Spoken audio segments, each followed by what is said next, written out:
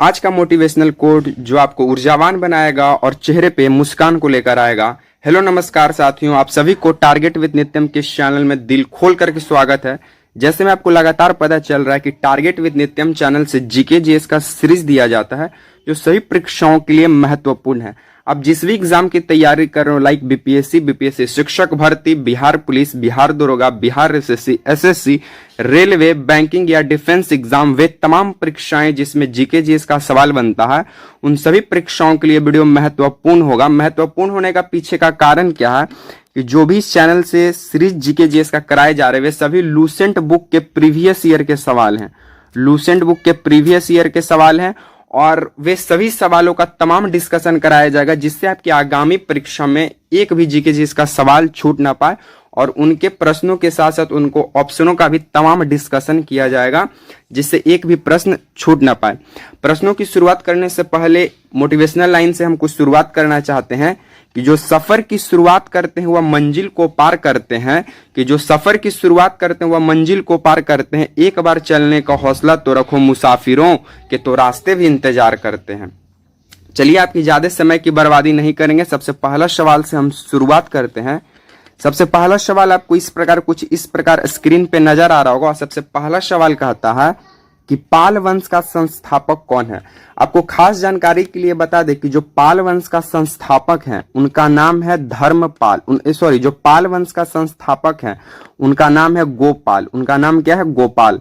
तो जो पाल वंश के संस्थापक थे गोपाल, आपको खास कर एक और जानकारी दे दे कि जो पाल वंश थे, पाल वंश के ही समय भारत का जो शिक्षा प्रणाली था वो उच्चतर स्थान को प्राय हुए था, मतलब कि मानिए तो शिखर तक पहुंचा हुआ था।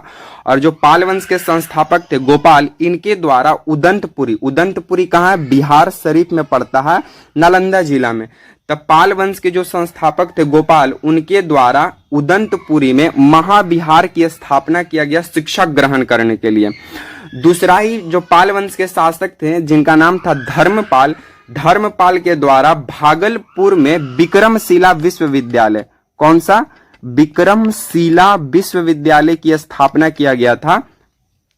और विक्रमशिला विश्वविद्यालय जो है सबसे पुरानी पीठ मानी जाती है शिक्षा के रूप में। और यह विक्रमशिला विश्वविद्यालय का है भागलपुर में। इसको बनाने का कार्य किए थे पाल वंश का शासक धर्मपाल। और जो पाल वंश के जो संस्थापक थे गोपाल, उनके द्वारा नालंदा के उदंतपुरी में महाविहार की स्थापना किया गया था शिक्षा ग्रहण करने के लिए। दूसरा बात करें तो भागलपुर को सिल्क सिटी ऑफ बिहार के भी नाम से जाना जाता है। आपको बता दें कि भागलपुर में सिल्क का सर्वाधिक उत्पादन किया जाता है, इसीलिए भागलपुर को बिहार का सिल्क सिटी के नाम से जाना जाता है, या फिर इंडिया का भी सिल्क सिटी के रूप में अपना स्थान को बनाए हुए है। कौन? भागलपुर। तो ये खास जानकारी आपको ये ध्यान में यहां से रखना पड़ेगा। अगर आप, आई होप कि आप इसे नोट कर लिए होंगे। चलिए नेक्स्ट प्रश्नों की ओर हम लोग आगे बढ़ते हैं। नेक्स्ट प्रश्नों की बात करें तो नेक्स्ट प्रश्न आपको स्क्रीन पे नजर आ रहा होगा। अब बोलता है कि बिहार का सबसे कम शिक्षित जिला कौन सा है। आपको बता दें कि अगर आपको पता है तो कमेंट बॉक्स में कमेंट कीजिएगा, अन्यथा हम आपको बता दें कि बिहार का सबसे कम शिक्षित जिला पूर्णिया जिला है। कौन सा जिला है? पूर्णिया जिला। पूर्णिया जिला की बात करें खास जानकारी के तौर पे तो ये बिहार का जो पूर्णिया जिला है ये जूट का सर्वाधिक उत्पादन करता है। किस चीज का? जूट का। तो पहला तो शिक्षा में कम ये लो है, मतलब बिहार का सबसे कम शिक्षित जिला है पूर्णिया जिला। और पूर्णिया जिला जो है जूट का सर्वाधिक उत्पादन करता है। ये जूट का सर्वाधिक उत्पादन करने के चलते पूर्णिया जिला में ही जूट पार्क की स्थापना भी किया गया। कौन सा पार्क? जूट पार्क की स्थापना। और ये बीपीएससी के द्वारा पूछा हुआ सवाल था कि बिहार का कौन सा जिला में जूट पार्क की स्थापना किया गया है, तो पूर्णिया जिला।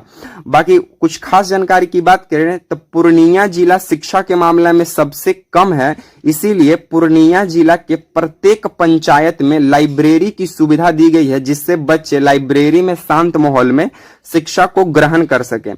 पूर्णिया जिला की एक खास जानकारी थी। लेकिन रोहतास जिला की बात करें तो बिहार का सबसे शिक्षित जिला रोहतास जिला नंबर 1 पे स्थान बनाए हुए है। तब बिहार का सबसे शिक्षित जिला रोहतास जिला। रोहतास जिला की अगर हम बात करें तो रोहतास जिला में पाइराइट का सर्वाधिक उत्पादन किया जाता है। और ये भारत का एकमात्र बिहार का ऐसा जिला है जो भारत का 90% पाइराइट उत्पादन कर को 95% पाइराइट्स को उत्पादन करके देता है। और सीमेंट का भी सबसे बड़ा उद्योग यहीं पे माना जाता है डालमिया नगर में। तो ये खास जानकारी रोहतास से संबंधित आपको ध्यान में रखना पड़ेगा। बाकी रोहतास में कैमूर की पहाड़ियां हैं और कैमूर की पहाड़ियां में खासकर ये आपको पाया जाता है चूना पत्थर पाया जाता है जो सीमेंट उद्योग में भी उसका यूज किया जाता है। तो ये खास जानकारी पूर्णिया जिला और रोहतास जिला से संबंधित आपको इतना चीज को ध्यान में रखना पड़ेगा। ठीक है, आई होप आप इसे नोट डाउन कर लिए होंगे। चलिए हम लोग नेक्स्ट प्रश्नों की ओर हम लोग आगे बढ़ते हैं। नेक्स्ट प्रश्नों की बात करें तो हमारा नेक्स्ट प्रश्न बोलता है कि ISO 14000 का संबंध है। अगर आपको पता है तो कमेंट बॉक्स में कमेंट कीजिएगा। सबसे पहले आपको यह समझना पड़ेगा कि ISO क्या है। तो ISO के मतलब होता है इंटरनेशनल ऑर्गेनाइजेशन फॉर स्टैंडर्डाइजेशन और ISO 14000 का संबंध पर्यावरण प्रबंधन से है। पर्यावरण प्रबंधन से है। किस चीज से है? पर्यावरण प्रबंधन को ये व्यक्त करने का काम करता है ISO 14000। बाकी कुछ खास SSC/MTS के जो प्रीवियस ईयर में पूछा हुआ सवाल था वो था पहला कि ISO 9000 का संबंध है। तो ISO 9000 का संबंध गुणवत्ता का प्रबंधन है। ISO 9000 गुणवत्ता को बताता है। ISO 22000 की बात करें तो ISO 22000 खाद्य सुरक्षा का प्रबंधन की बात करता है। कौन सा? ISO 22000। और ISO 5001 की बात करें तो ये हमारा ऊर्जा प्रबंधन की बात करता है। तो ये 3-4 जो है ISO से संबंधित प्रीवियस ईयर में MTS के द्वारा पूछा हुआ सवाल था। ISO 14000 पर्यावरण को, ISO 9000 गुणवत्ता प्रबंधन को, ISO 22000 खाद्य सुरक्षा प्रबंधन को और ISO 5001 ऊर्जा प्रबंधन को। बाकी ISO की बात करें तो इंटरनेशनल ऑर्गेनाइजेशन फॉर स्टैंडर्डाइजेशन है। तो ये खास जानकारी ISO से रिलेटेड आपको ध्यान में रखना पड़ेगा। चलिए हम लोग नेक्स्ट प्रश्नों की ओर हम लोग आगे बढ़ते हैं। नेक्स्ट प्रश्नों की बात करें तो नेक्स्ट प्रश्न हमारा बोलता है कि बंगाल विभाजन रद्द कब हुआ। आपको बता दें कि बंगाल विभाजन रद्द होने से पहले की जानकारी आपको बता दे तो सबसे पहले बंगाल विभाजन करने का जो ख्याल है ये लॉर्ड कर्जन के माइंड में आया था। किसके समय? लॉर्ड कर्जन के काल में। ये लॉर्ड कर्जन वही कर्जन है जो बंगाल विभाजन करने का घोषणा करता है और बंगाल विभाजन की घोषणा 19 जुलाई 1905 को किया जाता है कर्जन के द्वारा। लेकिन बंगाल विभाजन पूर्ण रूप से 16 अक्टूबर 1905 से लागू हो जाता है। तो कर्जन बंगाल विभाजन की घोषणा 19 जुलाई 1905 को करता है लेकिन बंगाल विभाजन पूरी तरीका से 16 अक्टूबर 1905 को होता है।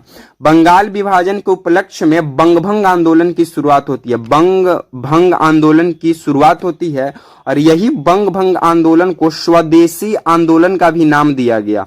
स्वदेशी आंदोलन का नाम दिया गया और ये वही बंगभंग आंदोलन या फिर स्वदेशी आंदोलन है जिसकी शुरुआत 7 अगस्त 1905 को किया गया था। और बंगभंग आंदोलन या फिर स्वदेशी आंदोलन में विदेशी वस्तुओं का बहिष्कार किया गया और भारतीय वस्तुओं को जो है अपनाने का ट्रेडिशनल फॉर्म चलना शुरू हुआ था। और ये बंगभंग आंदोलन की बात करें तो ये 7 अगस्त 1905 को एक्टिव हुआ था। बाकी बंगाल विभाजन रद्द की बात करें तो बंगाल विभाजन रद्द 1911 में किया जाता है लॉर्ड हार्डिंग द्वितीय के समय। और 1911 में ही दिल्ली दरबार लगता है जिसका उपलक्ष्य किंग जॉर्ज पंचम के द्वारा किया जाता है। और ये वही किंग जॉर्ज पंचम है जिनके द्वारा 1911 में निर्णय लिया जाता है कि भारत की राजधानी कोलकाता से दिल्ली स्थानांतरण कर दिया जाए। ठीक है, तो ये खास जानकारी 1911 से रिलेटेड और बंगाल विभाजन से संबंधित आपको ध्यान में रखना पड़ेगा। और लॉर्ड कर्जन के ही टाइम पर 1905 में 1907 में कौन सा अधिवेशन हुआ था इस बात का भी जिक्र किया गया। तो 1907 में कांग्रेस का कौन सा अधिवेशन हुआ था और किसके द्वारा किया गया था इसका आंसर कमेंट बॉक्स में कमेंट कर दीजिएगा। ठीक है, चलिए बाकी नेक्स्ट प्रश्नों की बात करें तो हमारा नेक्स्ट प्रश्न बोलता है कि नौसेना दिवस कब मनाया जाता है। आपको बता दें कि नौसेना दिवस हाल ही में मनाया गया है 4 दिसंबर को। नौसेना दिवस कब मनाया जाता है? नेवी डे तो नेवी डे 4 दिसंबर को मनाया जाता है नौसेना दिवस। दिसंबर से रिलेटेड आपसे जितने भी एग्जाम में सवाल बनते हैं उन सभी सवालों को यहाँ पे आपके सामने चिपका दिए हैं। सबसे पहला दिसंबर से रिलेटेड सवाल बनेगा कि विश्व एड्स दिवस कब मनाया जाता है।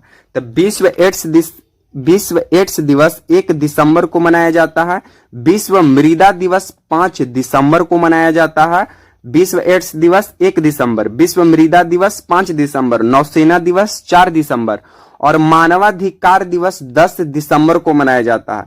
विजय दिवस 16 दिसंबर, अन्नदाता दिवस 23 दिसंबर, राष्ट्रीय उपभोक्ता दिवस 24 दिसंबर और सुशासन दिवस 25 दिसंबर को मनाया जाता है। तो नौसेना 4 दिसंबर, एड्स 1 दिसंबर, मृदा 5 दिसंबर, मानवाधिकार 10 दिसंबर, विजय 16 दिसंबर, अन्नदाता 23 दिसंबर, राष्ट्रीय उपभोक्ता 24 दिसंबर, सुशासन दिवस 25 दिसंबर। तो ये आपको दिसंबर से रिलेटेड जितने भी एग्जामिनर सवाल प्रीवियस ईयर में बनाया था उन तमाम सवालों को यहाँ पे आपके सामने रख दिए हैं। बाकी आई होप कि आप ये सभी प्रश्नों को नोट डाउन किए होंगे और ये वीडियो आपको अच्छा लगा होगा। अगर वीडियो पसंद आया तो थैंक्स फॉर वाचिंग वीडियो पसंद आए तो वीडियो को लाइक कर दीजिएगा, वीडियो को शेयर कर दीजिएगा और कमेंट कर जरूर बताइएगा कि आपको ये वीडियो कैसा लगा।